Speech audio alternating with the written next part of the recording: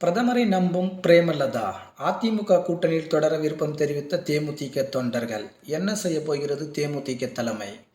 தேமுதிக தலைவர் விஜயகாந்த் அவர்கள் மறைவுக்கு பிறகு நடைபெறும் முதல் தேர்தல் என்பதால் வெற்றியுடன் தொடங்க வேண்டும் என அக்கட்சி நினைக்கிறது. எனவே மீண்டும் மத்தியில் பாஜக ஆட்சி அமைக்கும் என உறுதியாக பிரேமலதா நம்புகிறார். ஆகையால் தற்போது பாஜக கூட்டணியில் 2 தொகுதிகளை எப்படியாவது கேட்டு பெற வேண்டும் என பிரேமலதா கணக்கு போட்டுக் கொண்டிருக்கிறார். குறிப்பாக கள்ளக்குறிச்சி, விருதுநகர் ஆகிய தொகுதிகளை கேட்டு பெறவும், தனக்கு ஒரு ராஜ்யசபா சீட்டு தர வேண்டும் எனவும் பாஜக தலைமையிடம் வற்புறுத்தி வருகிறார்.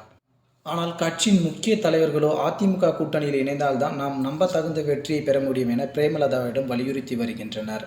ஆகையால் பாஜகவா அல்லது அதிமுகவா என தேமுதிக தலைமை மட்டுமல்லாமல் பிரேமலதாவும் யோசித்து வருகிறார். மேலும் அதிமுக தலைமையிடம் பேசும்போது தற்போது இருக்கும் சூழலில் தேமுதிகவிற்கு ஒரு தொகுதியை மட்டுமே ஒதுக்க முடியும் என அதிமுக தரப்பு தெரிவித்துள்ளதால் பிரேமலதா கலக்கமடைந்திருக்கிறார். எனவே நிச்சயம் பிரேமலதா அவர்கள் பாஜக பக்கம் சாய்வதற்கான அதிக வாய்ப்புகள் உள்ளதாகவும், பாஜக தேமுதிக கூட்டணி இட்டு இந்த நாடாளுமன்ற தேர்தலை எதிர்கொள்ளும் எனவும் பல்வேறு அரசியல் கட்சி நிறுவனர்கள் கருதுகின்றனர்.